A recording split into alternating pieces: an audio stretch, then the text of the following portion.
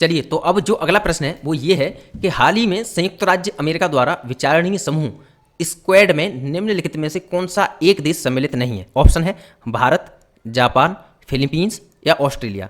तो इसका जो सही उत्तर है वो है ए, यानी कि भारत। देखो भारत के, अब एक बार क्वाड समूह को समझते हैं। देखो ये है क्वाड, इसके बारे में आपने एक बार नहीं दसियों बार पढ़ा होगा। इसके अंतर्गत कौन कौन है? ये है अपना भारत। देखो इंटरनेशनल ना, यहाँ पर भारत का थोड़ा मैप में इशू आता है, तो थोड़ा भावनाओं में मत ले जाना कि भारत के मैप में पीओके क्यों नहीं है, ठीक है। तो मेरी कोई गलती है नहीं असल में, क्योंकि ये सब चीज़ें ऐसा जो मैप निकालते हैं हम वो ऐसा ही मिलता है, ठीक है।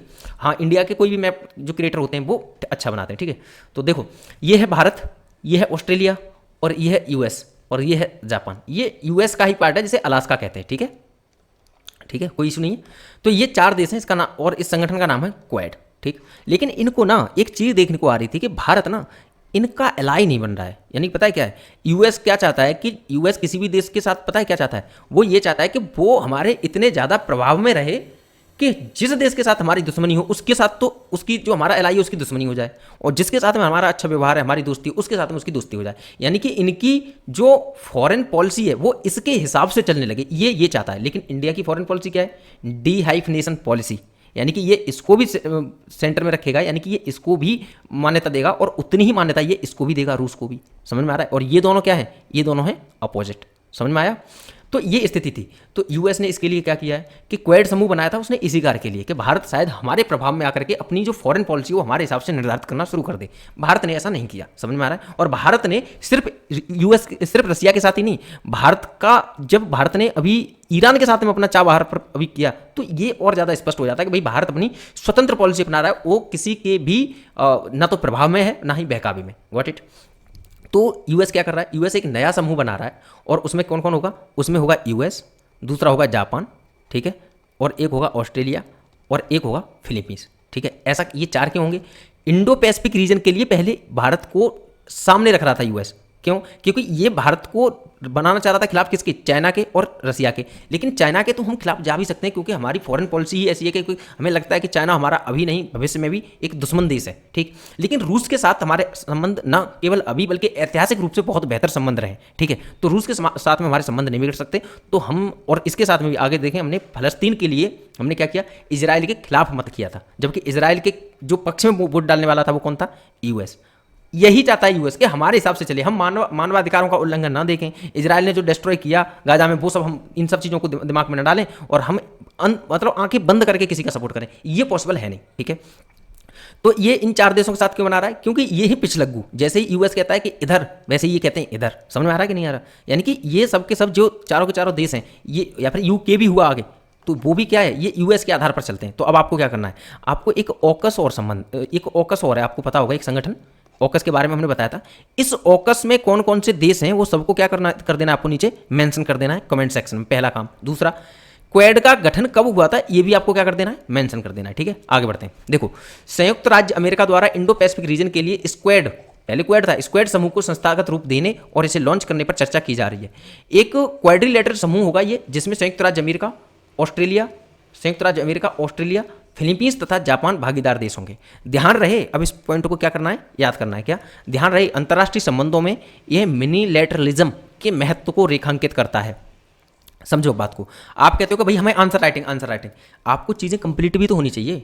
आपको ये शब्द कंप्लीट होने चाहिए, शब्द याद होने चाहिए कि मिनीलैटरलिज्म होता क्या है। कि भाई छोटे छोटे संगठन बना के, छोटे छोटे ग्रुप बना करके जब देश अपना हित साधने लगते हैं ना, कि हमारे इन 4 देश मिल जाते हैं, 5 देश मिल जाते हैं और हमारे सबके जो हित हैं वो मतलब एक दूसरे पर निर्भर हैं और हमारे हित भी एक जैसे ही हैं सबके, 4 के या 5 के, तो उसे क्या कहते हैं? वो क्या होता है कि एक संगठन बन जाता है छोटा सा, उसे मिनीलैटरलिज्म कहा जाता है, ठीक है। ये ध्यान रखना। और एक होता है बायलैटरलिज्म। इसमें क्या होता है कि 2 देश हैं, 2 देशों के जो हित हैं वो एक जैसे हैं, तो वो हो गया बायलैटरलिज्म। ये क्या है? मिनीलैटरलिज्म में छोटा सा ग्रुप, ठीक है। और एक होता है मल्टीलैटरलिज्म। उसके अंतर्गत क्या होता है? बहुत सारे देश हैं, उन सबके क्या है? उन सबके जो है जो हित हैं वो एक जैसे हैं, ठीक। आगे बढ़ते हैं। अगला प्रश्न कह रहा है कि हाल ही में सीमा विवाद को लेकर चर्चा में रही नरवा या नारवा नदी निम्नलिखित में से किन 2 देशों की सीमा का निर्धारण करती है? ऑप्शन है एस्टोनिया लिथुआनिया, दूसरा है लिथुआनिया लाटविया, तीसरा है लाटविया और रूस, और चौथा है एस्टोनिया और रूस। तो इसका जो सही उत्तर है वो है डी, यानी कि एस्टोनिया और रूस, ठीक है। देखो एक बार इस मैप को देखो, ये है यूरोप, समझ में आ रहा है कि नहीं? ये है यूरोप और ये वाला जो भाग है ना ये है रूस। ठीक, ये सब बातें आपको पता है पहले से, मुझे पक्का पता है। अब इसको देखो एक बार, ये क्या है? ये है बेलारूस। क्या है ये? बेलारूस। ठीक है, इसको देखो एक बार, ये क्या है? यूक्रेन। ठीक, ये सब बातें आपको अच्छे से पता है, मुझे पता है। लेकिन अब अगर जरा इधर देखो, ये देखो, पता है ये क्या है? ये हैं बाल्टिक कंट्रीज। क्या है ये हैं बाल्टिक कंट्रीज। 3 देश हैं बाल्टिक कंट्रीज में। हमने बेनेलक्स बताए थे, बेनेलक्स कंट्रीज कौन से हैं? हमने स्कैंडिनेवियन कंट्रीज भी बताए थे, हमने नॉर्डिक कंट्रीज भी बताए थे। ठीक है, बताए थे कि नहीं? हमने और क्या बताए थे? हमने आइबेरियन कंट्रीज भी बताए कि नहीं बताए? Iberian countries. ठीक है, तो ठीक है, अब ये हम आज समझ लेते हैं एक बार इनको। ये क्या है? Baltic countries. ठीक है, एक बार इधर देखो, ये देखो, ये है ना, जो ये क्या दिखाई दे रहा है आपको? एस्टोनिया दिखाई दे रहा है। और ये एस्टोनिया के इधर देखो, ये फिनलैंड है। ये फिनलैंड के साउथ में देखो, ये जगह जो दिखाई दे रही है ना, ये वाली, ये दिखाई दे रही है ना, ये वाली, इधर इसको यहाँ देखो, ये क्या है? ये है गल्फ ऑफ फिनलैंड। क्या समझ में आ रहा है? क्या है ये? Gulf of Finland. ठीक है, अब गल्फ ऑफ फिनलैंड के नीचे ये क्या है? एस्टोनिया, ये है लाटविया और ये है लिथुआनिया। इसकी जो है आपको सीक्वेंस पता होना चाहिए, नॉर्थ टू ईस्ट या ईस्ट टू नॉर्थ। समझ में आ रहा है कि नहीं आ रहा? ए लाली, समझो, इधर ध्यान दो, ए लाली, ए, ये देखो ए, और ये देखो ला, और ये देखो ली। E for Estonia, la for Latvia और ली फॉर लिथुआनिया। ए लाली यानी एस्टोनिया, लाटविया, लिथुआनिया, इन 3 देशों का नॉर्थ टू साउथ सीक्वेंस याद रखना है, याद रखना। और दूसरी चीज क्या याद रखनी है कि जो रसिया है, रसिया किसके साथ सीमा साझा करता है? एस्टोनिया के साथ सीमा साझा करता है, लाटविया के साथ सीमा साझा करता है, लिथुआनिया के साथ सीमा साझा नहीं करता। क्या बात आ रही है समझ में? दूसरी एक और चीज याद रखना कि लाटविया, ये देखो, लाटविया एक ऐसा देश है जो एस्टोनिया और लिथुआनिया दोनों देशों के साथ में सीमा साझा करता है। बात इतनी समझ में आ रही है? अब एक और चीज देखो, ये थी गल्फ ऑफ फिनलैंड। ठीक है, ये क्या थी? ये देखो, ये है गल्फ ऑफ फिनलैंड। अब ये इधर भी तो देखो, ये इधर, ये देखो इधर, ये क्या है? Gulf of Riga. क्या है ये? Gulf of Riga. और ये है बाल्टिक सागर। ये चीज आप लोगों को याद रखनी है। बस अब आगे बढ़ते हैं। इधर देखो, हमने किस नदी की बात करी थी? हमने नरवा या नारवा नदी की बात की थी। ठीक है, ये थोड़ा सा पिक्सल फटे हुए महसूस हो रहे होंगे मुझे लग रहा है, क्योंकि एचडी में मैप मिल नहीं रहा था और मुझे बनाना अभी थोड़ा सा इशू बन रहा है, मैं भी बनाना सीख रहा हूँ। ठीक है, अब इधर देखो, ये है रसिया और ये है हमारा क्या है? ये है हमारा एस्टोनिया। ठीक है, तो ये है एस्टोनिया और ये है रसिया। अब ये नदी देखो, ये वाली, ये क्या है? ये नदी है नरवा नदी। ठीक है, और ये है नरवा रिजर्वर। ठीक है, ये वाला, ये क्या है? नरवा रिजर्वर। इसको ये भी बोलते हैं नरवा जलाशय। ठीक, नरवा जलाशय। इतनी बात समझ में आई? अब इसको देखो, ये एक झील है। क्या है ये? झील। और इस झील का नाम पता है क्या है? पेप्सी। क्या नाम है? पेप्सी। इस झील का नाम है पेप्सी, यानी लेक पेप्सी। अब देखो, नरवा रिवर जो निकलती है वो पता है कहाँ से निकलती है? पेप्सी लेक से। ठीक है, और ये कहाँ से होकर जाती है? नरवा जो रिजर्वर है, यानी नरवा जो जलाशय है उससे होकर के, और गिरती कहाँ पर है? यहाँ पर क्या है? Gulf of Finland. हमने समझा था कि नहीं? ठीक है, और ये जो सीमा बना रही है ना, ये जो सीमा बना रही है, ये सीमा पता है किसकी सीमा है? ये रसिया और एस्टोनिया की सीमा है। ये याद रखना। क्या महत्वपूर्ण चीजें समझ चुके हो? जी हाँ, समझ चुके हैं। आगे बढ़ते हैं। देखो, हाल ही में रूस और एस्टोनिया के बीच एक नया विवाद आरंभ हो गया है। यह विवाद नरवा नदी के नजदीक रूस और एस्टोनिया की सीमा को चिन्हित करने वाले नेविगेशन को लेकर हुआ है। ध्यान रहे कि नरवा नदी रूस तथा एस्टोनिया की सीमा का निर्धारण करती है। कुछ नोट नीचे दिया हुआ है। ये हाल ही में खबर आपने देखी होगी, तमाम ग्रुप में भागी डोल रही थी कि राष्ट्रपति गितानास नौसेदा को बाल्टिक देश लिथुआनिया का फिर से राष्ट्रपति चुना गया है। ठीक है, अब देखो, कुछ प्रश्नों को ना मैं लेके नहीं आता हूं। आपके दिमाग में ये मत बना लेना कि भाई टीचर ये प्रश्न नहीं लेके आया, अरे अभी फलस्तीन को इन देशों ने मान्यता दी है, लेके ही नहीं आयो। अरे भाई शांति तो रखो, अभी देखो उसमें कितनी बड़ी लिस्ट बढ़ने वाली है। अभी देखो उसमें कौन कौन देश मान्यता देगा, तब ले आएंगे, बाद में ले आएंगे। जरूरी है इतनी जल्दी लेके आए? शांति रखो, बिल्कुल टेंशन मत लिया करो, क्योंकि मैं जो प्रश्न लेके आता हूँ उनका चुनाव मेरे हिसाब से होता है और बहुत बेहतर होता है। ठीक है, एकदम निश्चिंत रहें। आगे है कि पृथ्वी के ध्रुवों से होने वाले ऊष्मा विकिरण के मापन हेतु स्मॉल क्लाइमेट सैटेलाइट, याद रखो इसको, क्या है ये? स्मॉल क्लाइमेट सैटेलाइट निम्नलिखित में से किसके द्वारा लॉन्च किया गया है? ऑप्शन है इसरो, नासा, रॉसकॉस्मोस या जाक्सा। तो इसका जो सही उत्तर है वो क्या है? बी, यानी कि नासा। इसरो का तो पता है इंडिया की है, नासा यूएस की है, रॉसकॉस्मोस की कहाँ की है? रूस की, याद रखना ये। ठीक है, और जाक्सा जापान की। ठीक है, देखो एक बार, अब देख लेते हैं कि मिशन के तहत इस तथ्य का पता लगाया जाएगा कि आर्कटिक और अंटार्कटिका का क्षेत्र अंतरिक्ष में कितनी ऊर्जा विकिरित करते हैं। क्या? कितनी ऊर्जा विकिरित करते हैं, और यह ऊष्मा, यानी कि ऊर्जा या ऊष्मा, कितनी ऊष्मा विकिरित करते हैं, और यह ऊष्मा विकिरण पृथ्वी की जलवायु को कैसे प्रभावित करता है। क्या बात समझ में आई? ठीक है, आगे देखो, हाल ही में किस राज्य सरकार ने राज्य के वन विकास निगम को यूकेलिप्टस के पेड़ लगाने की अनुमति प्रदान की है? क्या मतलब है? मतलब यूकेलिप्टस का पेड़ लगाया नहीं जाता क्या वैसे? हाँ भाई, लगाया जाता है, लगा हुआ है और आपने देखा होगा, लेकिन असल में ना ये पेड़ नहीं, ये राक्षस है। पता है ये क्या करता है? ये जमीन को सुखा के रख देता है पूरा। ये जो पेड़ है ये पूरी जमीन को सुखा के रख देता है। मतलब मैंने राक्षस का यूज किया वो केवल हंसाने के लिए, मन सोच लेना कि मैं सच में इसको राक्षसी मानता हूँ। ये जमीन के पानी को बहुत ज़्यादा सोखता है और इसकी जो पत्तियां होती हैं वो ऐसी जहरीली पत्तियां होती हैं कि अगर मनुष्य तो नहीं खा सकता, लेकिन अगर इन पत्तियों को अगर जानवर खा लें अधिक मात्रा में तो जानवर को अधिक नुकसान हो सकता है, यानी विषैली होती हैं पत्तियां, ठीक है। तो लेकिन ये इस पेड़ को लगाने की हाल ही में अनुमति किस सरकार ने दी है? बी यानी कि केरल सरकार ने, ठीक है। देखो ये पत्तियां जो होती हैं वो पत्तियां लेके आया हूं मैं कि देख लो ऐसी होती हैं। इसकी पत्तियां अगर आप लोगों ने नहीं देखी हो तो हमने देखी हैं बचपन में, और इनको थोड़ा बहुत चबाया भी है। पता नहीं था जहर होता है, नहीं तो नहीं चबाते। आगे देखो, यूकेलिप्टस का पेड़ मर्टल फैमिली से संबंधित है। इस पेड़ से जुड़ी कुछ चिंताएं हैं, जैसे यह अधिक जल की खपत करता है तथा मृदा को अनुर्वर बना देता है, यानी कि भाई बंजर कर देता है जमीन को। समझ में आ रहा है? इसकी पत्तियों को निकालना नहीं, निगलना क्या होगा? इसकी पत्तियों को निगलना जानवरों और मनुष्य के लिए विषाक्त साबित हो सकता है, ठीक है। अच्छा हुआ हमने नहीं निगली थी। इसका तेल ज्वलनशील धुआं उत्सर्जित करता है जो आकाशीय बिजली, उड़ती चिंगारी आदि से प्रज्वलित हो सकता है, ठीक है। ये चीज़ है, मतलब हमने चबाई तो थी लेकिन निगली नहीं थी बचपन में।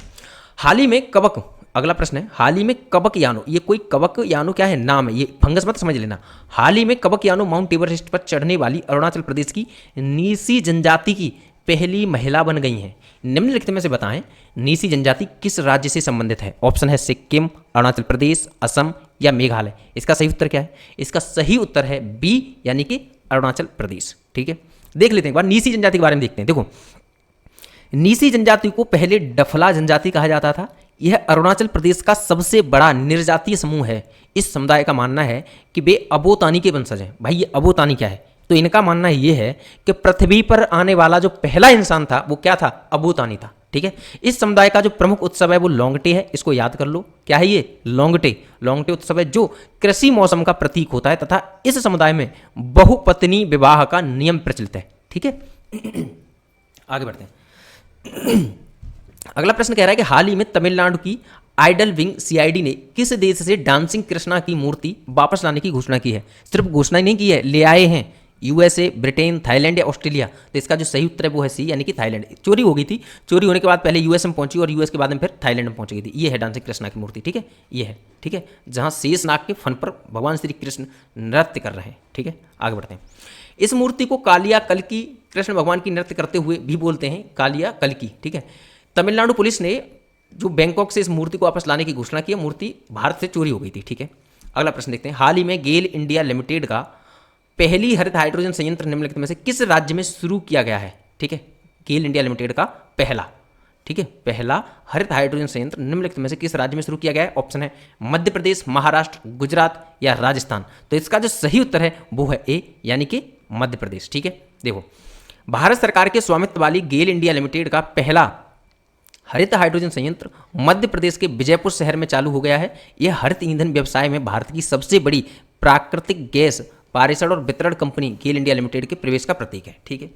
देखो, कुछ वन लाइनर प्रश्न हैं, उनको एक बार देख लीजिए कि चीन, जापान तथा दक्षिण कोरिया के बीच 9वां त्रिपक्षीय शिखर सम्मेलन का आयोजन सियोल में हुआ है। सियोल कहाँ है? ये साउथ कोरिया की राजधानी है, ये आपको पता होना चाहिए। साउथ कोरिया की क्या है? ये कैपिटल, ठीक है। ये बात समझ में आई? ठीक है, आगे आते हैं। भारत की स्टार जिम्नास्ट दीपा कर्माकर ने इतिहास रच दिया है। वह एशियाई सीनियर चैंपियनशिप में गोल्ड मेडल जीतने वाली पहली जिम्नास्ट बन गई हैं। इससे पहले देश के लिए कारनामा कोई और नहीं कर पाया है। इस पे स्टार लगाओ बेटा, क्या लगाना है इस पे? स्टार, और स्टार के आगे लिख दो 5। ये प्रश्न बेहद महत्वपूर्ण है, ये याद रखना। मैं इनका फोटो नहीं लेके आ पाया हूँ, हालांकि इनका फोटो पूरे मार्केट में फैला पड़ा है, हर ग्रुप में आपको मिल जाएगा, टेलीग्राम से लेकर के हर जगह, लेकिन मैं ही इनका फोटो नहीं लेके आ पाया, ठीक है। वन लाइनर बना दिया था मैंने इनका प्रश्न इसलिए, ठीक है। बस इतना ही आएगा, आपको ये याद रखना है नाम, ठीक है। जिम्नास्ट है, ये भी याद रखना है, क्या है ये? जिम्नास्ट। आगे बढ़ते हैं। अगला प्रश्न है कि नई दिल्ली के सौरभ एच मेहता ने दिल्ली का दुनिया का पहला पूरी तरह से बायोडिग्रेडेबल पेन लॉन्च किया है जिसका नाम नोट पेन है, ठीक। अब देखो एक और चीज़ कि इस पेन में एक पुनर्नवीनीकरण पेपर रिफिल, गैस, गैर विषैली स्याही और धातु, कागज एवं बांस के बाहरी हिस्से के विकल्प हैं जिसका उद्देश्य प्लास्टिक कचरे को कम करना है। वही प्लास्टिक कचरा बहुत ज़्यादा बढ़ता है क्योंकि पेन बहुत बड़ी मात्रा में फेंके जाते हैं। तो देख लो एक बार, प्रतिवर्ष 50 अरब से अधिक वॉल पॉइंट पेन फेंक दिए जाते हैं जिनमें 95% प्लास्टिक से बने होते हैं। ठीक, बात समझ में आई? क्यों बनाया इन्होंने बायोडिग्रेडेबल पेन? समझ में आया कि नहीं? आगे देखो, जो कल का जो प्रश्न था जो हमने दिया था आपको करने के लिए कि हाल ही में भारतीय वायुसेना द्वारा भारत उत्तर प्रदेश के निम्नलिखित में से किस स्थान पर भीष्म पोर्टेबल क्यूब्स नामक पोर्टेबल अस्पताल का परीक्षण किया गया है, तो इसका ऑप्शन दिया था ये, और इसमें सही उत्तर है वो है डी, यानी कि आगरा। कमाल की बात है, आप सब लोगों ने उत्तर सही दिया, और मैं चाहता हूं कि आप रोजाना उत्तर दिया करें। देखो एक बात है, आप लोगों को उत्तर टाइप करने में कितना समय लगता है? नहीं लगता ना, लेकिन मैं आप लोगों के कमेंट देखता हूँ, एक बार नहीं कई बार देखता हूँ, क्योंकि मुझे खुशी होती है और मुझे मोटिवेशन भी मिलता है। तो आप लोग एटलीस्ट इतना तो कर सकते हैं ना। और हाँ, लाइक वाइक कर दिया करो। अरे भाई बोलता नहीं हो तो करते भी नहीं हो, कर दिया करो महाराज। अगला प्रश्न देखो, हाल ही में गोपी चंद थोटापुरा वाणिज्यिक अंतरिक्ष यात्रा पर जाने वाले पहले भारतीय अंतरिक्ष पर्यटक बने हैं। ठीक है, वह किस भारतीय राज्य के निवासी हैं? ऑप्शन है तमिलनाडु, कर्नाटक, आंध्र प्रदेश या केरल। दे दिया है मैंने, तुरंत के तुरंत आपको क्या करना है? कमेंट सेक्शन में इसका उत्तर देना है। ठीक, और हाँ एक और चीज़, बाकी कुछ लोगों का तो मैं बहुत ज़्यादा आभारी हूँ, क्योंकि कुछ लोग तो उत्तर को नहीं देते नहीं हैं, वो पूरा लिख के रख देते हैं तगड़ा तगड़ा। मैं खुद पढ़ पढ़ के समझता हूँ कि वाह, बहुत ज़्यादा खुश हो जाता हूँ। तो आप, और हाँ, पुराने लोग जितने भी थे वो सबके सब कमेंट करना शुरू कर दीजिए, सबसे रिक्वेस्ट है। ठीक है, तो आज की क्लास में इतना ही, और कल मिलते हैं। Thank you so much.